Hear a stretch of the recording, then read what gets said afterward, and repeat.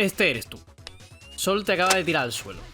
Y tú ahora mismo en tu mente estás pensando, ¿me va a hacer un club S o me va a hacer un agarre?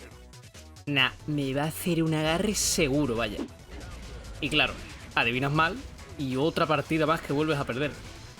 Pero ¿y si te dijera que hay una opción que gana ambas cosas? Hoy te voy a enseñar las opciones Fuzzy en defensa. En la práctica realmente es bastante sencillo. Lo único que tienes que hacer es una opción defensiva, ya sea machacar, saltar, backdash, con un poco de delay. Yo en lo personal uso el salto, por ninguna razón en específico. Aparte, en esta situación en concreto no recomiendo mucho la opción de mashear, luego veremos por qué. Pero, ¿y edición? ¿Esto por qué funciona? Pues resulta que Guilty Gear Strive tiene una protección anti-agarre de 5 frames. Por lo tanto, cuando te estás levantando, cuando te han dado un block o cuando te han dado en hit, una vez estás accionable, va a haber entonces unos 5 frames donde no te pueden agarrar. La idea estaría en hacer el input en un momento donde bloquearías el ataque y donde esquivarías el agarre en caso de que viniese. Con esto sabemos que el sexto frame será el primero en el que nos podrán agarrar. Los frames de pre-jump tienen invulnerabilidad a agarres, por lo que podemos saltar hasta en el sexto frame y evitarlo. Al tirar backdash, estás en un estado airborne en el que no te pueden agarrar, por lo que puedes inputearlos también hasta el sexto frame. En la opción de agarre tenemos más tiempo aún, puesto que se añaden 10 frames extra de la ventana de techeo. Y con esto llegamos a la opción de mashear. De primera, tenemos que saber que si un agarre y un golpe normal dan en el mismo frame, el agarre tiene prioridad. Teniendo en cuenta que el botón más rápido del juego es de 5 frames, la única manera de ganarle al agarre en el sexto frame es si machacamos justo cuando nos levantamos. Y claro, en ese punto nos daré el club S-Miti. Ahora os voy a enseñar una serie de ejemplos, porque es que además esto se puede extrapolar fuera del strike throw. Lo primero, recordaros que esta técnica también se puede hacer en block, no solo al levantarnos en un knockdown. Un ejemplo concreto de Fuzzy Mash es cuando Ino nos está intentando hacer un overhead into otro overhead como reseteo. Si hace overhead into low, bloquearemos el low, y si hace overhead into overhead, mashearemos el segundo y nos saldremos. Un ejemplo donde se puede hacer Fuzzy Jump es cuando Milia tira un disco que no hace miti por sí solo. Milia puede hacer Jump H para hacer miti, o puede intentar hacer un mix-up donde hay hueco.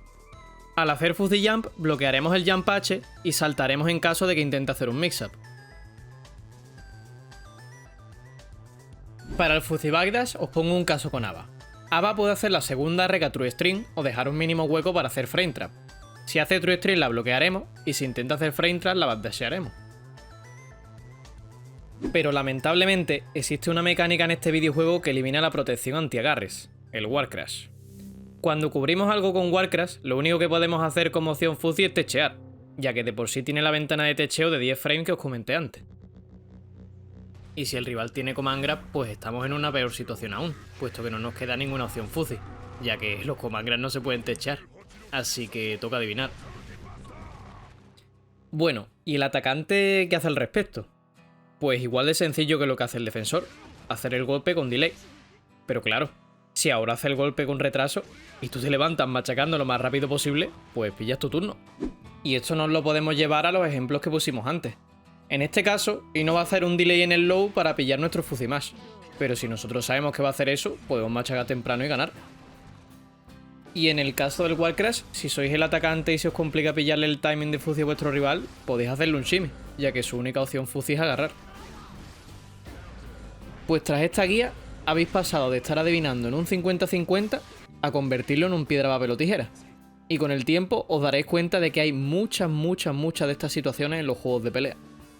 Pues gente, muchas gracias a los que os habéis quedado hasta el final del vídeo. Espero que os haya servido y si tenéis alguna duda pues me la podéis comentar y os la respondo, vaya. Voy a hacer más guías de este tipo, así que dejadme en los comentarios cosas que queráis que cubra. Aparte, estos vídeos en concreto los estoy haciendo con audio en español porque siento que hay muchas guías en inglés y no hay para nada en español, así que quería ayudar a mi comunidad para esto. Por último, porfa, no os olvidéis de darle like y comentar porque me ayuda bastante con el algoritmo. Espero que os haya gustado y nos vemos en el próximo.